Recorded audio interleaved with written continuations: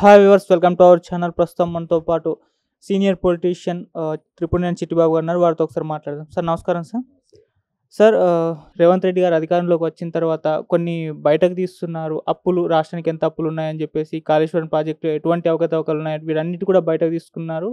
తొందరలో కేసీఆర్ గారిని కూడా అరెస్ట్ చేయబోతున్నారు అన్న ఒక వార్తలు అయితే బలంగా వినిపిస్తున్నాయి. సార్ ఏంటి సార్ దీనిపైన మీ ఒపీనియన్ ఏంటి? ఇయన్నీ ఇప్పుడు ఎన్నికలప్పుడు ప్రచారంలో కూడా ఇయ్యే వాగారు. ఆ వాగిన వాగుడికి సమర్థింపుగా మాట్లాడుకుంటా తప్పితే ఇవి అరెస్ట్ చేయటము, వాళ్ళ పతనాన్ని కోరుకుంటాం. వాళ్ళ పతనాన్ని ప్రజలేమి వాళ్ళకేమి గొప్పగా మెజారిటీ ఇవ్వాలి. ఆఫ్టర్ ఆల్ స్లెండర్ మెజారిటీ 60 సీట్లు అంటే 63, 64 వచ్చినాయి. దాంతో కొమ్ములు వచ్చినాయి అనుకుంటే వాళ్ళ కర్మ అది. ఈ ఈ పాలిటిక్స్ సాగదు. కేసీఆర్ డెవలప్మెంట్ కళ్ళకు కనపడింది. కేసీఆర్ ఆధ్వర్యంలో రాష్ట్రం డెవలప్ అయిందని ప్రజలు కళ్ళారా చూస్తున్నారు, కళ్ళారా కనపడుతుంది. మీరు 11 సార్లు అధికారంలో వచ్చినా మీరు మీరు మీరు డెవలప్మెంట్ అంటే చూశారు ప్రజలు. వాళ్ళకి అది గుర్తుంది, ఇది కనపడుతుంది. కనుక ఊరినే మీరు ఏదో వేషాలు వేస్తూ ఉంటే ఏదో అయింది కదా అని అంటే ఐశ్వర్యం వచ్చింది ఆ ఏడే, అడుగు దొబ్బింది ఆ ఏడే అని సామెతలాగా అధికారం వచ్చిందని ఇలా మీలో వాళ్ళే ఎదురు తిరగటాలు పోతా అవుతాయి. అసలు ముందు కేసీఆర్ని అరెస్ట్ చేస్తాము, కేటీఆర్ని అరెస్ట్ చేస్తాం ఈ సొల్లువాగుడు కన్నా అసలు మీరు ఈ 6 ప్రామిసులు ఇచ్చారు, 6 గ్యారంటీలు. వాటికి సొమ్ములు ఎక్కడివి? ఎక్కడి నుంచి ఆ సొమ్ములు? వాటిని డైవర్ట్ చేయడానికి ఇవన్నీ వాటిని డైవర్ట్ ప్రజలు అడుగుతారు కదా, చేశారు కదా. ఎక్కడ ఆల్రెడీ విద్యుత్ శాఖ అప్పుల్లో ఉంది. ఇంకా నువ్వు 200 యూనిట్లు ఫ్రీ అంటున్నావు. దాదాపు 3,000 కోట్లు పైన సంవత్సరానికి పడుద్ది. ఎక్కడ నుంచి ఇస్తావు? బస్సు ట్రాన్స్పోర్ట్ దివాళా కోరుతనంలో ఉంది, అందరికి తెలిసి సత్యం. దాంట్లో ఫ్రీ అంటున్నావు. అదొక 4,000 కోట్ల పైన చిలుకు భారం పడుతుంది సంవత్సరానికి. ఎక్కడి నుంచి తెస్తారు? అంటే ఒక సంవత్సరానికి దాదాపు 2 లక్షల కోట్లు అవసరం ఈ 6 ప్రామిసులు నెరవేర్చడానికి. ఎక్కడి నుంచి తెస్తారు? ఇప్పుడు దాదాపు 277 కోట్లు బడ్జెట్. 277 కోట్ల బడ్జెట్లో 200 కోట్లు మీరు పథకాలకు ఇస్తే ఇంకా మిగతా జీతాలు ఏమి ఇస్తారు, ఎవరికేమి ఇస్తారు, ఏమి ఇప్పుడు వచ్చిన ఇది జీతాలకు 11,000 కోట్లు ఆదాయం, నెలసరి ఆదాయం. ఆ జీతాలకే సరిపోతాయి 7,000 కోట్లు పైగా. ఈ జీతాలు ఎక్కడ ఇస్తారు, ఎక్కడ చేస్తారు? దీనికి అదనంగా మీరు సంపద ఎలా సృష్టిస్తున్నారు, ఎవరి మీద భారం వేస్తున్నారు? ఈ 200 ఫ్రీ అని చెప్పి వాళ్ళకి చెప్పేసేసి మధ్యతరగతి వాళ్ళ మీద భారం వేస్తారా, వాళ్ళని బలిపస్తులు చేస్తారా? ఇవన్నీ ప్రజలు ముందున్న ప్రశ్నలు, మీ ముందున్న భయాందోళనలు. చేసేసాం ఏదో చెప్పేసి గోల్మాల మాటలు చెప్పేసి అధికారంలోకి వచ్చేసాం. వచ్చినాక దాన్ని అడుగుతారు కనుక ప్రజలు దాన్ని ఏదో డైవర్ట్ చేసి చేద్దామని ప్రజావేదిక దాన్ని మార్చేస్తాం, ప్రగతి భవన్ ప్రజావేదిక అన్నారు. ప్రజావేదికకి జనాలు వస్తున్నారు. తను అక్కడ ఉండడట. తను ఇప్పుడు ఇక్కడెక్కడో చెన్నారెడ్డి దీంట్లో ఉంటాడంట, క్యాంప్ ఆఫీసు. అంటే ఏంటి? ప్రజలు రమ్మనేసేసి నువ్వు వెళ్ళిపోతావు. ప్రజలను ఎందుకు రమ్మని? నిన్ను కలవడానికి.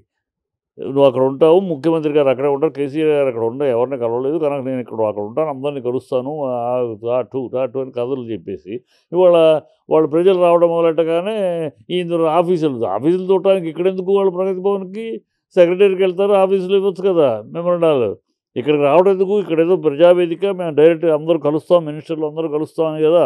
మళ్ళీ మీరేమో వేరే అక్కడికెక్కడో చెన్నారెడ్డి తిరిగి వెళ్ళిపోతారు. అని ఇక్కడ ఆఫీసర్లకు ఇచ్చేది అదే ఇస్తానే ఉన్నారు ఇన్ని సంవత్సరాలుగా కదా. ఆఫీసర్లకు ఇవ్వడం కాదు. ఇక మీ కాంగ్రెస్లో ఆఫీసర్లకు ఇస్తే ఏమవుతుందో తెలుసు, బుట్టతాకలు ప్రజలందరూ తెలుసు. ఆఫీసర్లకి ఇస్తే అది అలా పెట్టేసి ఓకే అని చెప్పేసి పెట్టేసారు. బుట్టతాకలు అవుతుంది, బుట్టలో ఉంటాయి, చెత్త బుట్టలో ఉంటాయి తప్పితే అదే పళ్ళు వెళ్ళవు, అందరూ తెలుసు. ఈ డ్రామాలు కనపడిపోతుంది డ్రామాలు. ఇప్పుడు బస్సులు పెట్టారు, బస్సులు సరిపోవట్లేదు. 2,700 చిల్లర బస్సులు ఉన్నాయి, కానీ దాదాపు 5,000 బస్సులు కావాలి. బస్సులు లేవు. అవి కొత్త బస్సులు వస్తాయి, అవి వస్తాయి. ఎక్కడి నుంచి వస్తాయి? డబ్బులు ఎక్కడ ఉన్నాయి? ఎవరి దగ్గర డబ్బులు దోచుకుంటారు? మీరు ప్రింట్ చేస్తారా?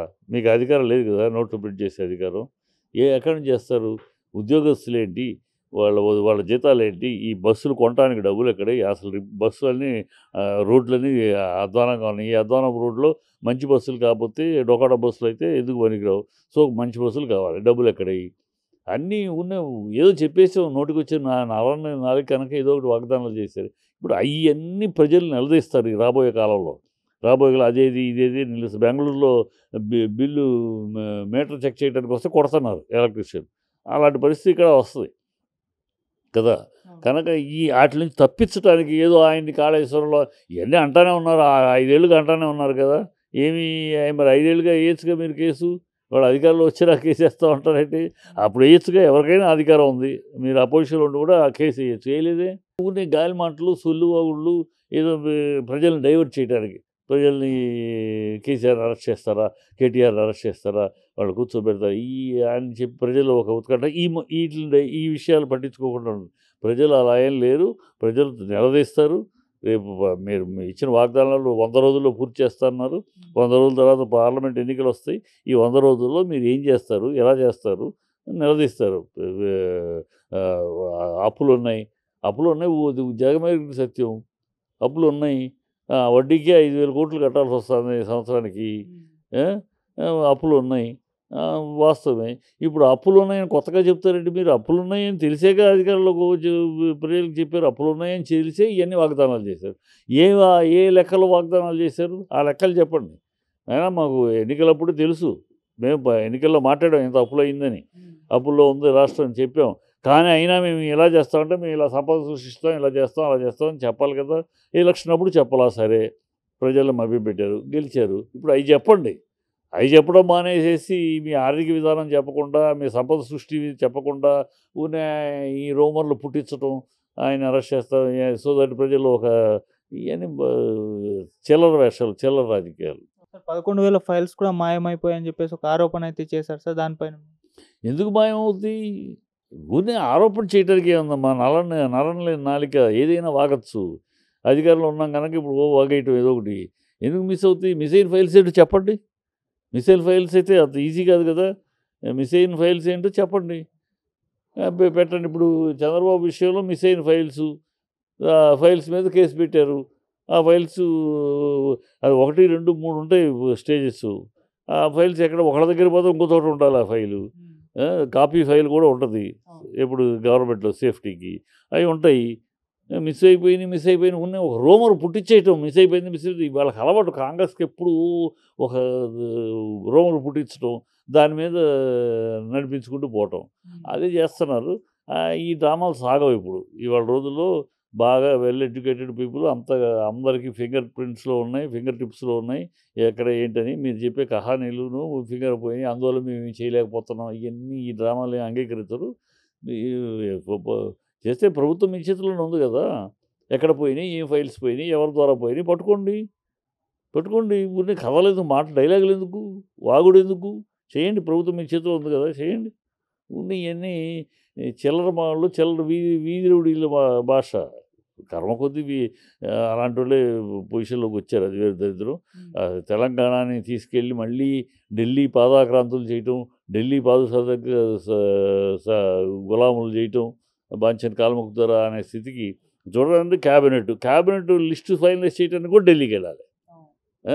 ఆ దౌర్భాగ్యం మళ్ళీ ప్రతిదానికి ఇక్కడ దోమ కొడితే కూడా ఢిల్లీకి వెళ్ళి గోక్కోవాలి. ఇక్కడ గోక్కోవడానికి లేదు. ఈ దరిద్ర పరిస్థితిలో మళ్ళీ తెలంగాణ ఆత్మాభిమానాన్ని చంపేస్తున్నారు. ఆరంభంలోనే తెలంగాణ ఆత్మాభిమానం, ఇక్కడ మేము చూసుకుంటాం అనేది కాకుండా మళ్ళీ ఢిల్లీ పాదాక్రాంతం. ఢిల్లీ క్యాబినెట్ ఎవరికి ఏ శాఖలు ఇవ్వాలో కూడా కేంద్రం అక్కడికి వెళ్ళి డిసైడ్ చేసుకురావాలంటే ఏమనాలి వీళ్ళని? వీళ్ళ వ్యక్తిత్వం ఏంటి, వీళ్ళ మనస్తత్వం ఏంటి? మళ్ళీ ఢిల్లీకి గులాం. పాత రోజులు ప్రధానికి ఢిల్లీ అని దరిద్రం తీసుకొస్తున్నారు వీళ్ళు. అది ప్రజలు క్షమించరు ఖచ్చితంగా. ఎందుకంటే తెలంగాణ ఆత్మాభిమానం ఈ 10 ఏళ్ళుగా ఢిల్లీని ఛాలెంజ్ చేసే బతికాం. అంతేకాని ఢిల్లీ గులాం అవ్వాల. రెండు పార్టీలని దమ్ముగా ఎదిరించాం. వీళ్ళేమో అక్కడ గులాము. ఇక్కడ ప్రతి తీసుకెళ్ళి అక్కడ తీసుకెళ్ళి వాళ్ళు చెప్తే వాళ్ళు తుమ్మితే తుమ్మాలా, వాళ్ళు ఉమ్మితే ఉమ్మాలా, వాళ్ళు నవ్వితే నవ్వాలా, వాళ్ళు కూర్చోమంటే కూర్చోవాలా, నుంచోటి. ఈ దౌర్భాగ్య స్థితికి బాంఛన్ కాల్ముక్త ద్వారా తీసుకొచ్చేస్తున్నారు తెలంగాణని. మళ్ళీ తెలంగాణ ఆత్మాభిమానాన్ని తాకట్టు పెడుతున్నారు. అది ప్రజలు ప్రశ్నిస్తారు రాబోయే కాలంలో. అంటే లోక్సభ ఎలక్షన్స్ తొందరలో ఉన్నాయి. కేసీఆర్ గారిని అప్పటి వరకు కొద్దిగా సైలెన్స్లో పెట్టాలని చెప్పేసి ఇవన్నింటిని కూడా బయటకు తీస్తున్నారన్న వార్త కూడా వినిపిస్తుంది సార్. దానిపై కేసీఆర్ని సైలెన్స్గా వీలు పెట్టేది ఏంటమ్మా? రేపు అసెంబ్లీలో ఆయన ఎంటర్ నాకు తెలుస్తుంది. కేసీఆర్ అడిగే వాటికి సమాధానం చెప్పే దమ్ము ధైర్యం అరుస్తారు. ఇప్పుడు ఉన్న పార్టీ అరుపుల పార్టీ. అరుస్తుంది, ఓ దా ఓ అని అరుస్తారు. అది ఎన్నికల ప్రసంగాల్లో సరిపోద్ది. అసెంబ్లీలో ఈ అరుపులు కాదు కదా, విషయంతో ఉండాలి. ఆయన సంధించే ప్రశ్నలకి, ఆయన సంధించే వీటికి మీరు సమాధానం చెప్పలేక బుర్రలు గోక్కుంటాలు, తలకిందులు తపస్సు చేయటాలు అవుతాయి. ఆయన ఏదో కంట్రోల్ చేయడానికి మీరేం కంట్రోల్ చేయగలరు? ఏదో తంతే గాలిబుట్లో పడ్డట్టు సిటీలో ఎక్కడా లేదు. అభివృద్ధి కళ కనబడుతుంది కదా. రూరల్‌లో కాస్త ఎక్కడో ఒక చిన్న మిస్‌ఫైర్ అయింది. ఒక 12 కాన్స్టిట్యుయెన్సీల్లో చిన్న తేడా జరిగింది. చిన్న 1% తేడా, అది కూడా ఓట్లు కూడా 1.7 తేడాలో పోయింది దగ్గరలో. అదేదో మీ అదృష్టం కలిసొచ్చింది. ఓకే. దాని మాత్రాన ఏదో మీరేదో ఉద్దండులని ప్రజలు గెలిపించారని, మీరేదో సమర్థులని గెలిపించారని, వీళ్ళ మీద బీఆర్ఎస్ మీద ప్రత్యేక వ్యతిరేకం ఉంది. ఇయన్నీ గాలి మాటలు. వ్యతిరేకత ఉంటే మీకు 80 సీట్లు రావాలి. 60లో ఆగదు. పోటాపోటీకి రాదు. 80 సీట్లు రావాలి. వ్యతిరేకత లేదు, కోపము లేదు. ఒక క్యాలిక్యులేషన్‌లో ఒకసారి మాకు ఒక్కసారి అవకాశం ఇవ్వండి, మార్పు కోసం ఒక్కసారి అవకాశం, ఆ మాట పనిచేసింది కొంచెం.